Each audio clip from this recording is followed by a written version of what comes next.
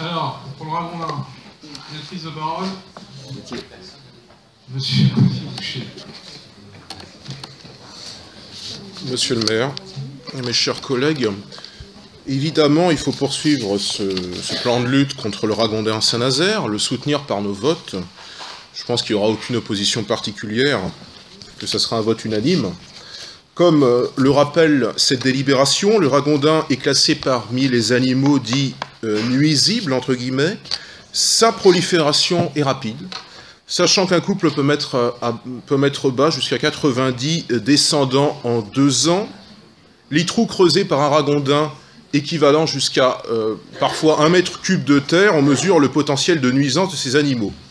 Et de ce fait, les propriétaires de plans d'eau sont tenus par la loi de participer à la lutte contre cette espèce. Celle-ci semble porter ses fruits en Loire-Atlantique, avec quelques 50 000 captures annuelles, assurées notamment par des piégeurs communaux bénévoles, ou quasiment bénévoles, moyennant fourniture de cages et de primes symboliques, c'est 2 ou 3 euros en général, par ragondin, à l'initiative de certaines communes. Et cependant, il nous faut revenir sur la notion même de potentiel de nuisance, entre guillemets, parce que c'est une étrangeté de la langue qu'un animal comme le ragondin soit perçu comme un nuisible, parce qu'il ne fait qu'exister selon un mode de vie qu'il ne choisit en rien. Pour autant, admettons le terme et son imperfection, puisqu'il n'y a pas de synonyme, alors à quoi nuit le ragondin?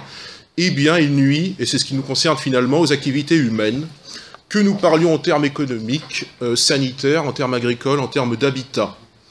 Par cette nuisance, pour autant, le ragondin est-il seul à Saint-Nazaire?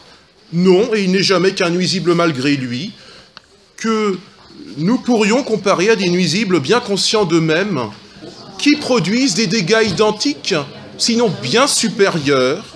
S'il vous plaît, mesdames et messieurs.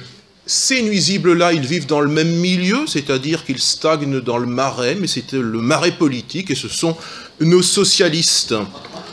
Les ragondins endommagent nos ouvrages hydrauliques, les socialistes le font aussi, les premiers le font par leurs dents, et les seconds par voie de privatisation, ce qui est un peu plus problématique au final, parce que le potentiel de nuisance des socialistes est beaucoup plus élevé, puisqu'il s'applique à de plus grosses structures. Ça vous fait rire, moi ça ne me fait pas tellement rire que l'on songe à privatiser une 50aine de nos barrages hydroélectriques cette année 2016, sous l'injonction, devinez de qui? De l'Union européenne.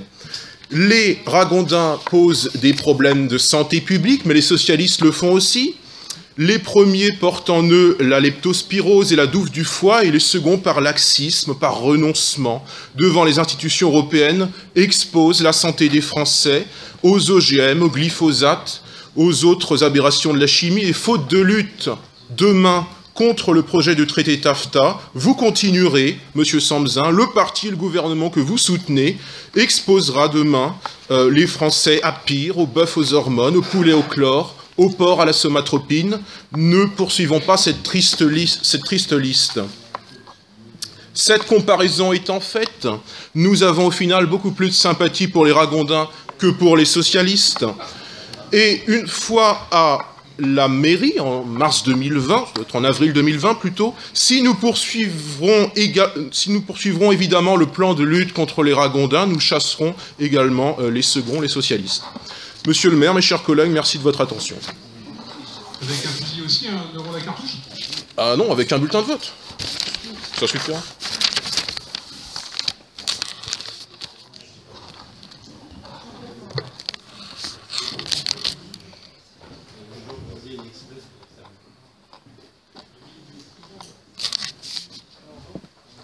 Bon, on vote.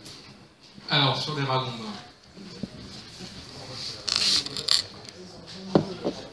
Y a-t-il des avis contraires? Y a-t-il des abstentions? Merci.